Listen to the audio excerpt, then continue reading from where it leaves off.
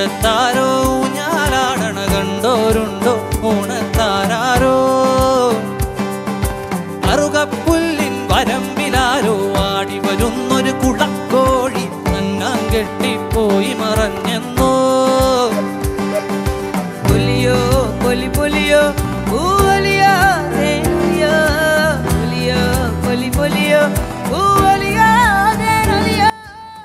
WhatsApp guys, welcome back to another vlog. അപ്പോൾ നമ്മളിപ്പോൾ എവിടെ നിൽക്കണമെന്ന് വെച്ചാൽ നമ്മൾ മറയൂരാണ് നിൽക്കുന്നത്. ഇവിടെ ശരിക്കും പറഞ്ഞു കഴിഞ്ഞാൽ മറയൂർ ശർക്കര എങ്ങനെ ഉണ്ടാക്കണമെന്ന് കാണാനും പഠിക്കാനും അറിയാനൊക്കെ ആയിട്ട് വന്നതാണ്. അപ്പോൾ നമുക്ക് നേരെ വീഡിയോയിലേക്ക് പോവാം. അങ്ങനെ നമ്മൾ റൂമിൽ നിന്ന് ഇപ്പോൾ ഇറങ്ങിയിരിക്കുവാണ്. കാര്യം നമ്മൾ ഇറങ്ങിയ ടൈമിന് കുറച്ചധികം താമസിച്ചു പോയി. അതുകൊണ്ട് തന്നെ വെയിലും കാര്യങ്ങളൊക്കെ ഇപ്പോൾ ഏകദേശം അത്യാവശ്യം വെയിലൊക്കെ ഉണ്ട്. പക്ഷെ നമുക്ക് നിരാശയൊന്നുമില്ല. കാര്യം മറയൂർ നമ്മൾ പോകണമെന്ന് പ്ലാൻ ചെയ്ത്. അതുകൊണ്ട് തന്നെ ഇപ്പോൾ എല്ലാ ആളുകളും എല്ലാവരും വന്ന് മൂന്നാർ ടോപ്പ് സ്റ്റേഷൻ അങ്ങനെയൊക്കെ കയറിയാണ് പോകാറ്. മറയൂരേക്കൊന്നും ഇപ്പോൾ അധികം യാത്രകളില്ല. അപ്പോൾ എനിക്ക് പറയാനുള്ളതെന്ന് വെച്ച് കഴിഞ്ഞാൽ നമ്മൾ മൂന്നാർ വന്ന സമയത്ത് നമ്മൾ കുറച്ച് കിലോമീറ്റർ ആണെങ്കിൽ പോലും മറയൂർ കാന്തല്ലൂരൊക്കെ നമ്മളൊന്ന് വിസിറ്റ് ചെയ്യണം. എപ്പോഴും നമ്മൾ ഈ മൂന്നാർ വന്നിട്ട് അങ്ങനെ അങ്ങ് തിരിച്ചു പോകരുത്. നമ്മൾ മേളിലേക്കൊക്കെ പോകണം. പറ്റുമെങ്കിൽ അതുവഴി മധുരയൊക്കെ ഒന്ന് പോകണമെന്നേ ഞാൻ പറയുള്ളൂ. ശരിക്കും പറഞ്ഞാൽ ഈ തേയിലത്തോട്ടത്തിൻ്റെ നടുവിലൂടെയുള്ള ഈ യാത്രയുണ്ടല്ലോ,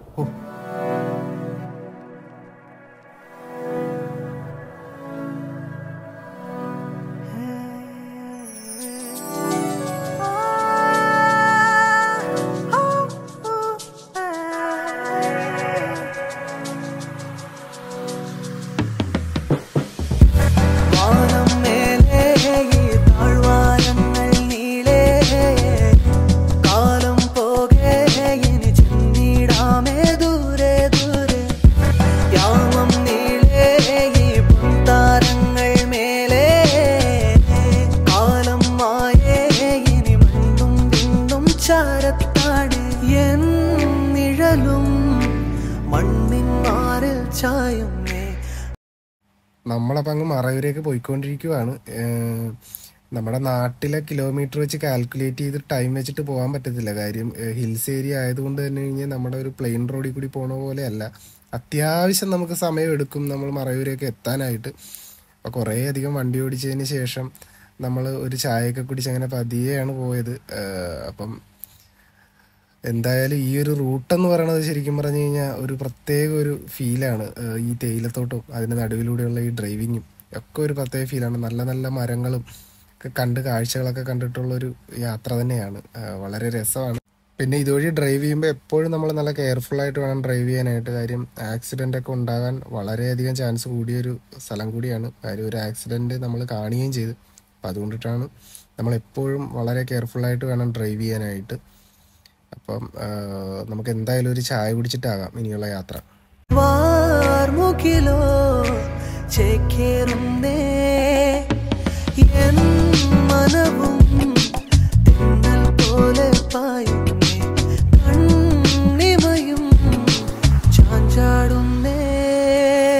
അങ്ങനെ നമ്മള് റിപ്പിളിൽ വന്ന് ചായയൊക്കെ കുടിച്ച് ഒരു മാർബിൾ കേക്കൊക്കെ കഴിച്ച്.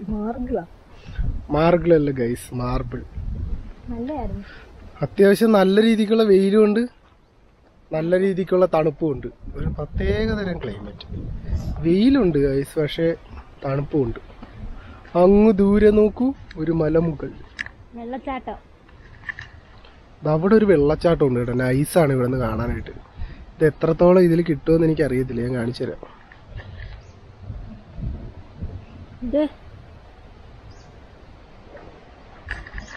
കണ്ടാ, നൈസാണ് ഇവിടെ നിന്നുള്ള ഒരു വ്യൂ എന്ന് പറയുന്നത്. അപ്പം ഇനി നമുക്ക് 15 കിലോമീറ്റർ ആണുള്ളത്. 15 മറയൂർക്ക് ഞാൻ കുറച്ച് മുമ്പ് കണ്ടായിരുന്നു.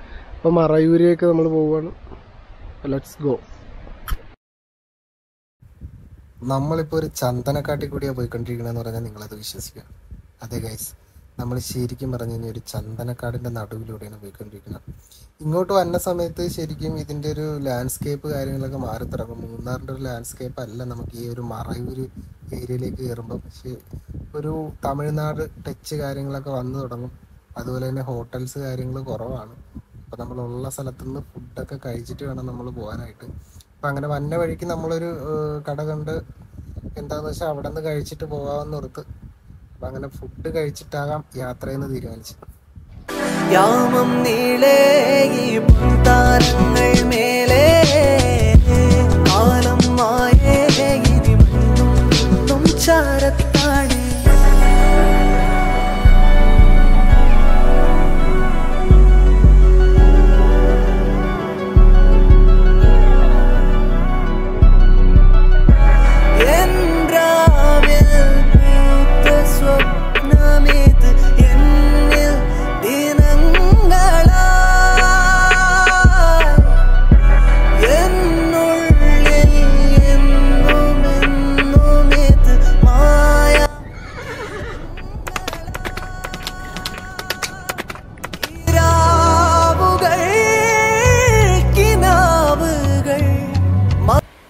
അപ്പോൾ ഇവിടെ ഒരു ഫാക്ടറിയിലാണ് നമ്മൾ വന്നേക്കണത്. അങ്ങ് കാണുന്നതൊക്കെ കരിമ്പാണ്, കരിമ്പൻ തോട്ടം കാര്യങ്ങളാണ്. അവിടെ ആളുകൾ പണിയൊക്കെ എടുക്കുന്നുണ്ട്. മുകളിൽ മലയൊക്കെ കാണാം, അതൊക്കെ ഫുള്ള് കരിമ്പാണ്. ഇതിവിടെ ഉണ്ടായിരുന്ന കരിമ്പ് കാര്യങ്ങളൊക്കെ എടുത്തിട്ട് ബാക്കി പാടമാണ് കാണുന്നത്. ഇതാണ് നമ്മുടെ ഫാക്ടറി എന്ന് പറയണത്. അപ്പോൾ ഇതിനകത്താണ് കരിമ്പ് എങ്ങനെയാണ് ശർക്കര ഉണ്ടാക്കണമെന്നുള്ളതൊക്കെ ഉള്ളത്. അപ്പം നമുക്ക് അതൊക്കെ ഒന്ന് കാണാം.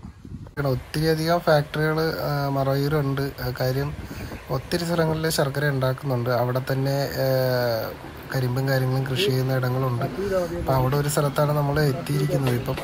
ഇതിൻ്റെ ശരിക്കും രീതി എന്ന് പറഞ്ഞു കഴിഞ്ഞാൽ നമ്മൾ ആദ്യം തന്നെ ഈ കരിമ്പ് അത് നമ്മൾ ഈ മെഷീനിലേക്ക് ഇട്ട് അതിൻ്റെ നമ്മൾ നീര്, അതായത് അതിൻ്റെ ചാറ് നമ്മൾ ആദ്യം പുറത്ത് കൊണ്ടുവരണം. അപ്പോൾ നമ്മൾ ആ മെഷീനിൽ ഇട്ട് കഴിയുമ്പോഴേക്കും ഇതേപോലെ തന്നെ അതിൻ്റെ ഒരു നീര് ഒരു ടാങ്കിലേക്ക് നമ്മൾ ശേഖരിക്കും. അത് അടിയിലേക്ക് അരിച്ചാണ് പോകുന്നത്. അപ്പോൾ ആ ഒരു രീതിയിലേക്ക് ആ ടാങ്കിലേക്ക് നമ്മൾ ഈ പറയുന്ന കരിമ്പിൻ്റെ നീര് ചെന്നെത്തും. അതാണ് ശരിക്കും പറഞ്ഞാലുള്ള ഫസ്റ്റ് സ്റ്റെപ്പ് എന്ന് പറയുന്നത്.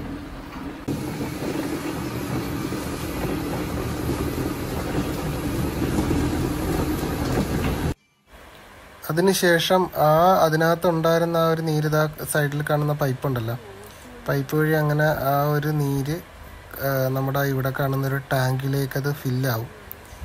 ഫില്ലായി കഴിയുമ്പോഴേക്കും അതിൽ നിന്ന് ശരിക്കും പറഞ്ഞാൽ താഴത്ത് വലിയൊരു ഈ കാണുന്നൊരു ടാങ്കിൽ നിന്നുള്ള ആ ഒരു കരിമ്പിൻ്റെ നീര് നമ്മൾ ഈ കാണുന്ന താഴത്ത് കാണുന്ന ഒരു വലിയ വാർപ്പുണ്ട്, അതിലേക്ക് നമുക്ക് എത്ര ഇത് വെച്ചിട്ടാണ് ചെയ്യണമെന്ന് വെച്ച് കഴിഞ്ഞാൽ അത് നമ്മൾ അതിലേക്ക് നിറച്ച് അത് നമ്മൾ ശരിക്കും തീയിൽ നമ്മൾ തിളപ്പിക്കും.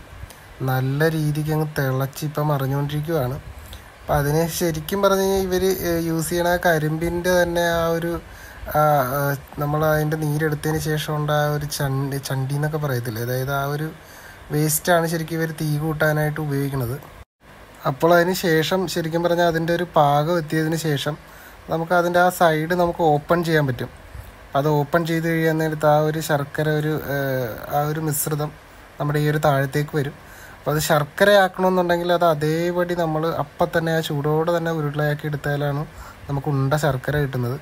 പൊടിയാണെന്നുണ്ടെങ്കിൽ ഇതേപോലെ നമുക്കത് ഉണക്കാനാണ്. അതിൻ്റെ ചൂട് പോയതിന് ശേഷം ഇതിനെ നമ്മളിങ്ങനെ കുത്തി ഇങ്ങനെ ഇതാക്കി പൊടിയാക്കി എടുക്കുകയാണ് ചെയ്യുന്നത്. അപ്പം അതാണ് അതിൻ്റെ നമ്മുടെ ശർക്കര മേക്കിൻ്റെ ശരിക്കും ഒരു രീതി എന്ന് പറയുന്നത്. ചൂടോടെ തന്നെ ഉരുളയാക്കണമെന്നാണ് പുള്ളിക്കാരൻ പറഞ്ഞത്. அதுக்கப்புறம் கையால ஒரு 2 மணிக்கூர் 1.5 மணிக்கூர் തണുപ്പ് പോകും. തണുപ്പ് സാധ്യത ഇടയിട്ട് ശർക്കര ആയോ ചേച്ചി? മനസ്സിലായോ നിനക്ക് എങ്ങനെയെന്ന്? എന്നിട്ട് ഇതുവഴി ഇതിലേക്ക് വരും, എന്നിട്ട് ഇതിൽ കിടന്ന് തണുക്കും 2 മണിക്കൂർ. കഴിയുമ്പോൾ ആ സാധനത്തിന് ഇളക്കി പൊടിക്കും. ആറ്റത്താടും പൊന്നിൻ കതിരിൻ തുഞ്ചത്താരോ ഊഞ്ഞാലാടണ കണ്ടോരുണ്ടോ ഊണത്താരോ അറുകപ്പുല്ലിൻ വരമ്പിലാരോ ആടി വരുന്നൊരു കുളക്കോഴി നന്നാൻ കെട്ടിപ്പോയി മറഞ്ഞെന്നോ. പൊലിയോ പൊലി പൊലിയോ പൂവലിയോ തേനിയോ പൊലിയോ പൊലി പൊലിയോ പൂവലിയോ തേനിയോ. ഏകദേശം ഈ ഒരു ടാങ്കിൽ നിന്ന് നമ്മൾ ഈ ഒരു നീര് ഇതിനകത്തേക്ക് ഇറക്കിയതിന് ശേഷം ഏകദേശം ഒരു 3 മണിക്കൂറിന് മേളിൽ നമ്മൾ തീയിട്ടുകൊണ്ടിരിക്കണം. എങ്കിൽ മാത്രമേ നമുക്ക് അതൊരു വറ്റി ആ ഒരു ശർക്കരയുടെ ഒരു പരുവത്തിലെത്തുള്ളൂ. കെമിക്കൽ കാര്യങ്ങളൊന്നും ഇവർ യൂസ് ചെയ്യത്തില്ല. നാച്ചുറൽ പ്രോസസ്സ് തന്നെയാണ് ചെയ്യണത്. ഇത് പഞ്ചസാരക്ക് പകരം ഉപയോഗിക്കുന്ന പൊടി. പൊടി ഈ പൊടി പണ്ട് തൊട്ടുണ്ടല്ലോ, ബ്രൗൺ ഷുഗർ അല്ലേ? ആ സാധനം ഇത് ഞങ്ങൾ കുട്ടിയിലേക്ക് വെച്ചിട്ടുണ്ടിരിക്കാൻ വേണ്ടിയിട്ട്. ഇത് അതേതാ? അത് മറ്റേ ക്യൂബില്ലേ പലകയിൽ വെച്ചെടുക്കുന്ന അച്ചു ശർക്കര. അതൊന്ന് കാണിച്ചു തരുമോ?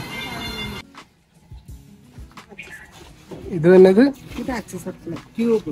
ക്യൂബ് ശർക്കര. ശർക്കര തന്നെ ക്യൂബ്. വേറെ വ്യത്യാസമൊന്നുമില്ലല്ലോ? വേറെ വ്യത്യാസമൊന്നുമില്ല. ഇത് പലകയിൽ വെച്ചെടുക്കുന്ന അത് കയ്യിലോർക്കുന്നു, അത് പൊടിയാക്കി എടുക്കുന്നു. എല്ലാം കരിപ്പിൽ തന്നെ. ഇത് ചൂടോടെ ആക്കൂലേ? ആ ചൂടോട് ഇത് ഇച്ചിരി പാവുള്ളപ്പോഴേ ഒഴിക്കുവേ ഉണ്ട ശർക്കര. അതിൽ ചില ഇത് നമ്മൾ ആ ചൂടോടെ വരുമ്പോൾ തന്നെ ഈ അച്ചിലൊഴിക്കും. അച്ചിലൊഴിച്ച് കഴിയുമ്പോഴാണ് ശരിക്കും പറഞ്ഞു കഴിഞ്ഞാൽ ആ ഒരു ക്യൂബായിട്ട് നമുക്ക് കിട്ടണത്.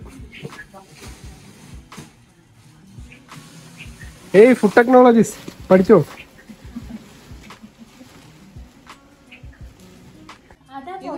മുകളിലാക്കി വെച്ചേക്കുന്നില്ലേ, ഞങ്ങളെല്ലാം അത് അരിച്ചെടുക്കും.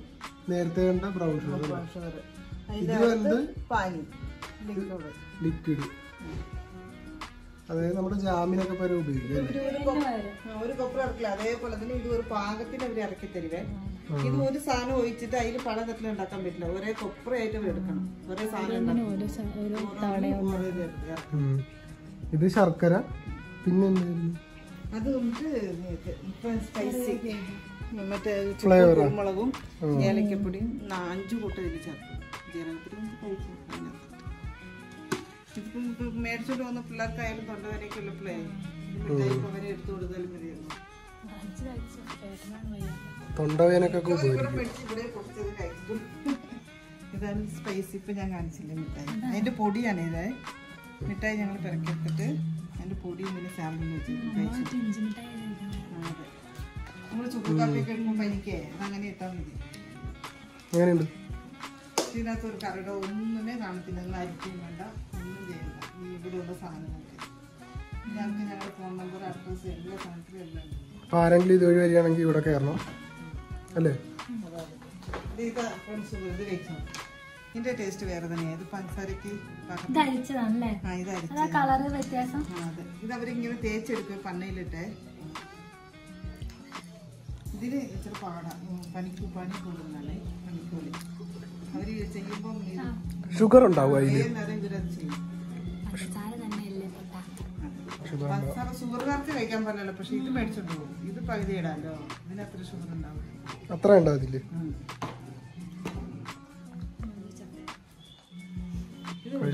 ഇത് ക്യൂബ് പലകയിൽ വെച്ച് ഇപ്പൊ ഞാൻ കാണിച്ചില്ലേ അതിന്റെ പൊടി. അത് ഒരു പലകയുടെ ഒരു ചെറിയ അത് പലകയുടെ ഒരു ടേസ്റ്റും കൂടി ഉണ്ടാവും. ചൂടോട് കൂടി പലകയിൽ വയ്ക്കുമ്പോൾ അതിന്റെ ഒരു ടേസ്റ്റും കൂടി. എല്ലാം പല ടേസ്റ്റാണ് കേട്ടോ. ആ പൊടി സർട്ടിഫിക്കറ്റ് ഒക്കെ പരിശോധിക്കും. ആ സർട്ടിഫിക്കറ്റ് അല്ലേ നിനക്കുള്ള?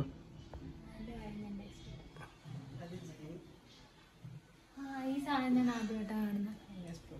എക്സ്പോർട്ടിങ്ങിന്റെ ഇവിടുത്തെ എന്തോ സാധനം, അതിന്റെ ഫോട്ടോ എടുക്കാൻ വേണ്ട ഞാൻ ഫോൺ ചോദിച്ചു. ചേച്ചിയുടെ ഞങ്ങൾ പാക്കിംഗ് ചെയ്യുന്നുണ്ട്. ഇത് എക്സ്പോർട്ടിങ് എല്ലാം പുറത്തോട്ട് പോകുന്നില്ല. കൊടുക്കുന്ന ആളായത് എക്സ്പോർട്ടിങ് പല സ്ഥലത്തൊക്കെ എക്സ്പോർട്ടിങ് ഉണ്ടല്ലോ. ഫാക്ടറി വന്നാലേ നല്ല സാധനം കിട്ടുള്ളൂ. പക്ഷെ ഇത് 200 പേർക്ക് ഞങ്ങൾ കൊറിയർ അയച്ചു കൊടുക്കുന്നു. ഇവിടെ നിന്ന് മേടിച്ചിട്ട് പോയില്ല. അതിനകത്ത് ഫോൺ നമ്പർ ഉണ്ട്, അഡ്രസ് എല്ലാം ഉണ്ട്. പറയുമ്പോൾ ഇവിടുന്ന് കൊറിയർ ചെയ്യുന്നത്. ഇതില് ഫോൺ നമ്പർ കാര്യങ്ങളൊക്കെ ഉണ്ട്. അപ്പൊ കൊറിയർ വേണമെങ്കിൽ കൊറിയർ അയച്ചു തരുന്നതായിരുന്നു. ഇപ്പൊ മറയൂർ വരെ വരണ്ട, കൊറിയർ സർവീസ് ഉണ്ട്. ഇതാണ് നമ്മുടെ ഫാക്ടറിയുടെ പേര്. ആരെങ്കിലും ഇതുവഴി പോവുകയാണെന്നുണ്ടെങ്കിൽ ഇവിടെ കയറണം.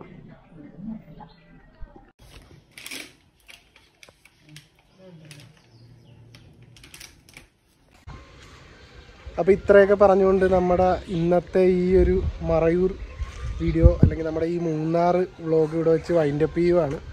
അപ്പം എപ്പോഴും പറയുന്ന പോലെ സമാധാനം പുറത്ത്, പീസ് ഔട്ട്. അതുപോലെ തന്നെ വീഡിയോസൊക്കെ മുടങ്ങാതെ കാണണം അല്ലേ? നിങ്ങൾ അനങ്ങാതെ തന്നെ നിൽക്കുക, ഞാൻ തന്നെ എല്ലാം പറയണം, നാണക്കാരിയാണ്. അപ്പം ഇത്രയൊക്കെ പറഞ്ഞുകൊണ്ട് നെക്സ്റ്റ് വീഡിയോ വരുന്നവരേക്കും ബായ്. പൂവലിയോ